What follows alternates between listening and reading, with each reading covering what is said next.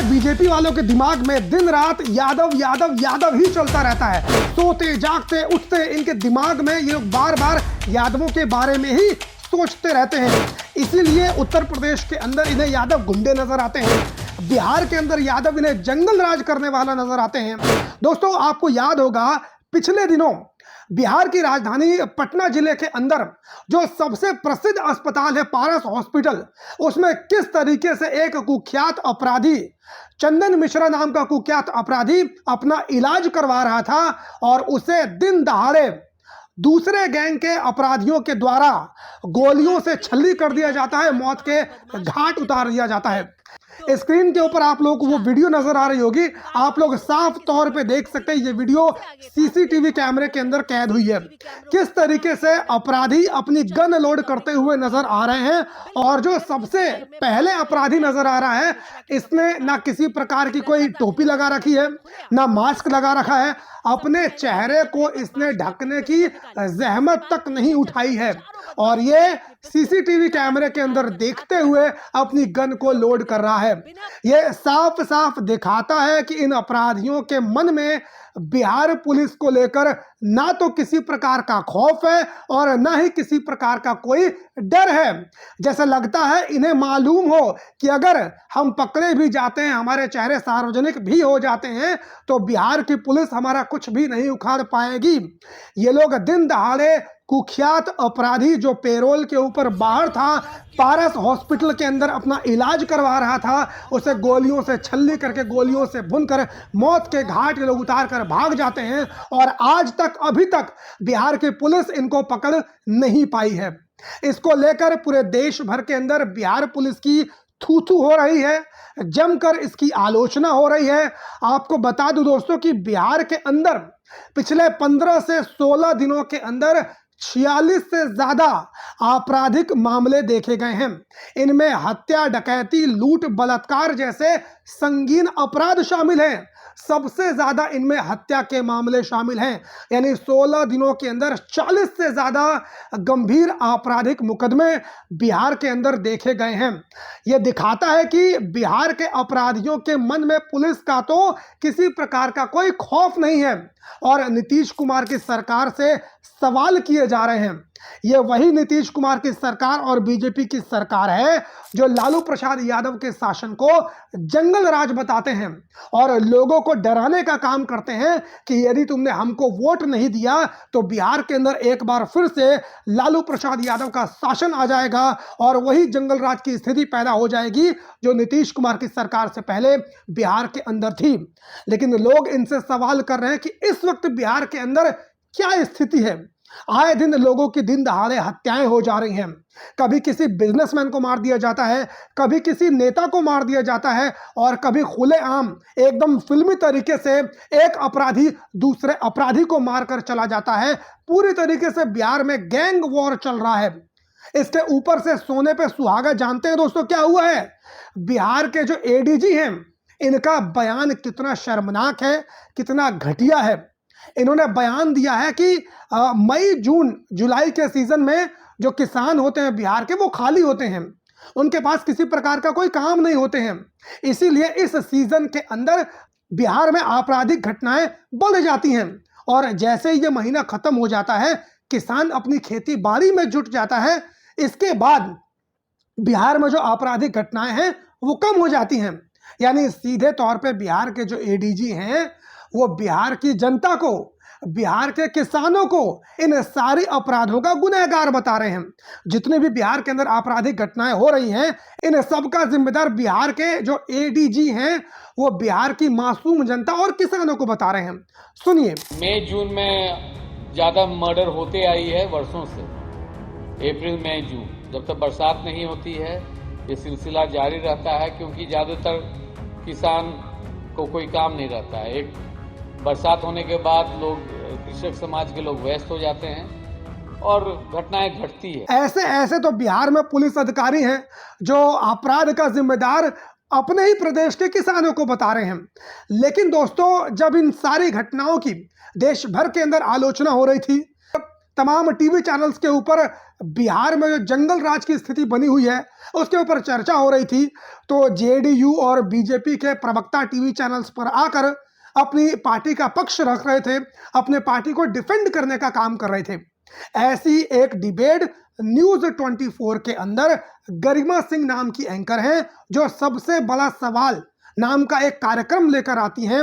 उनके कार्यक्रम पर इसी मुद्दे के ऊपर बहस हो रही थी और बीजेपी की तरफ से प्रवक्ता के रूप में गुरु पासवान नाम के प्रवक्ता आए हुए थे। उनसे गरिमा सिंह बिहार की कानून व्यवस्था को लेकर सवाल करती हैं। तो गुरु पासवान नाम के जो बीजेपी के प्रवक्ता हैं, वो चंदन मिश्रा जो कुख्यात अपराधी था, जिसकी दूसरे गैंग के अपराधियों ने गोली मारकर हत्या कर दी थी, उस चंदन मिश्रा को गुरु पासवान बीजेपी के प्रवक्ता चंदन यादव बताने का काम करते हैं। 2-3 बार गरिमा सिंह जो न्यूज 24 की एंकर हैं, वो उन्हें टोकने का काम करती हैं और उन्हें बताती है कि भैया चंदन यादव नहीं है, इसका नाम चंदन मिश्रा है। तब जाकर गुरु पासवान अपने आप को करेक्ट करते हुए कहते हैं चंदन मिश्रा। पहले इस वीडियो को आप लोग देखिए कि जिस व्यक्ति की हत्या हुई है चंदन यादव, वो कुख्यात अपराधी है, इस बात से कोई डिनाइल नहीं है। लेकिन इसका ये अर्थ नहीं, हाँ आई एम सॉरी, हाँ मैं क्षमा चाहता हूँ, मुझे जानकारी नहीं थी। चंदन मिश्रा कि जिस व्यक्ति की हत्या हुई है चंदन यादव, वो कुख्यात अपराधी है, इस बात से कोई डिनाइल नहीं है। लेकिन इसका ये अर्थ नहीं, हाँ आई एम सॉरी, हाँ मैं क्षमा चाहता हूँ, मुझे जानकारी नहीं थी। चंदन मिश्रा एक देखा आपने किस तरीके से बीजेपी के प्रवक्ता गुरु पासवान चंदन मिश्रा को चंदन यादव बताते हुए नजर आ रहे हैं। अब आप लोग मुझसे ये जरूर कह सकते हैं कि भाई ये तो छोटी सी मिस्टेक है, टंग स्लिप हो गई होगी बीजेपी के प्रवक्ता की, गलती से उन्होंने चंदन मिश्रा के बदले चंदन यादव बोल दिया होगा, इसको इतना बड़ा इशू बनाने की कोई आवश्यकता नहीं है। मैं आपकी बात को स्वीकार कर लेता हूं और मान लेता हूं कि ये कोई मानवीय भूल हो सकती है, मानवीय गलती हो सकती है, किसी से भी हो सकती है, आपसे भी हो सकती है, मुझसे भी हो सकती है। हो सकता है जानबूझकर इनके मुंह से चंदन मिश्रा के बदले चंदन यादव नहीं निकला होगा। लेकिन मैं एक सवाल करना चाहता हूं, हमारे हिंदू धर्म के अंदर, हमारे देश के अंदर 5000 से भी अधिक जातियां हैं। ब्राह्मण हैं, राजपूत हैं, बनिया हैं, गुप्ता हैं, तेली हैं, कुमार हैं, पटेल हैं, कुर्मी हैं, राजभर हैं, धोबी हैं, नाई हैं, निषाद हैं। ऐसी 5000 से भी ज्यादा जातियां हमारे देश के अंदर विद्यमान हैं। तो सवाल मेरा साफ साफ बीजेपी के लोगों से है, आप सभी लोगों से भी है, कि बीजेपी के प्रवक्ता के मुंह से इस अपराधी का नाम चंदन मिश्रा के बदले चंदन यादव ही क्यों निकला? चंदन निषाद क्यों नहीं निकला? चंदन पांडे क्यों नहीं निकला? चंदन तिवारी क्यों नहीं निकला? चंदन राजपूत क्यों नहीं निकला? या किसी अन्य जाति का सरनेम क्यों नहीं बीजेपी के प्रवक्ता के मुंह से निकला? चलिए मान लेते हैं कि यह गलती बीजेपी के प्रवक्ता से हो गई होगी, इंटेंशनली नहीं हुई होगी, गलती से हो गई होगी। लेकिन दोस्तों, आप लोगों को विकास दुबे तो याद होगा ना, वही विकास दुबे जिसका एनकाउंटर उत्तर प्रदेश के अंदर योगी सरकार के अंदर बड़े ही नाटकीय तरीके से हो गया था, जिसने उत्तर प्रदेश के कानपुर के एक गांव में कई पुलिस वालों को मौत के घाट उतार दिया था। वो कुख्यात अपराधी विकास दुबे आप सभी लोगों को याद होगा। जब न्यूज चैनल के अंदर विकास दुबे की खबर चल रही थी, उस वक्त भी उत्तर प्रदेश का जो पुलिस प्रशासन था, उनके द्वारा और कुछ मीडिया चैनल्स के द्वारा विकास दुबे का नाम विकास यादव कहकर पुकारा गया था। आप लोगों को अगर याद नहीं है तो देखिए इस वीडियो को। ये विकास यादव कौन है कि जब जब विकास दुबे का जिक्र होता है तो कई बार लोग विकास दुबे की जगह विकास यादव का नाम ले लेते हैं। न्यूज चैनल पर कहीं विकास दुबे की जगह विकास यादव चल रहा है, किसी वेबसाइट पर देख रहा हूं विकास दुबे की जगह विकास यादव का नाम छप जा रहा है। विकास दुबे कौन है आप जानते हैं? कानपुर का कुख्यात गैंगस्टर, 8 पुलिस वालों का कातिल, किसी भी आतंकी से ज्यादा खतरनाक और आज की तारीख में फरार, जिसे आखिरी बार फरीदाबाद में देखा गया। लेकिन यह विकास यादव कौन है? और विकास दुबे का नाम लेते वक्त या जिक्र करते वक्त या लिखते वक्त या बोलते वक्त विकास यादव कैसे हो, उसका नाम बदल कैसे जाता है? ये विकास यादव का जिक्र कैसे हो जाता है? विकास दुबे 8 पुलिस वालों की हत्या कर देता है, मगर जातिवादी मीडिया उसे आतंकी नहीं डॉन बताता है। उसकी आपराधिक छवि का वर्णन भी करता है तो दुबे की जगह यादव यादव चिल्लाता है। हम आपको बताते हैं कि एक गली का गुंडा हिस्ट्री शीटर विकास यादव कैसे बना। दरअसल कानपुर के जिस इलाके से विकास यादव आता है वो एक ब्राह्मण बहुल इलाका है और विकास यादव की फैमिली हिस्ट्री, क्रिमिनल हिस्ट्री तो हम बात कर ही रहे हैं, फैमिली हिस्ट्री के बारे में क्या जानकारी आ रही है? विकास दुबे को बार बार विकास यादव कहना कोई मानवीय भूल नहीं है, क्योंकि मामला किसी मानुष विशेष का नहीं, समूची मानसिकता का है। मामला इस जातिवादी मीडिया की ओछी मानसिकता का है। अमर उजाला और जनसत्ता समेत तमाम वेबसाइट की ऐसी ही खबरें आ रही हैं जो अनजान होने के बहाने अपराधी विकास दुबे को विकास यादव बता रही हैं।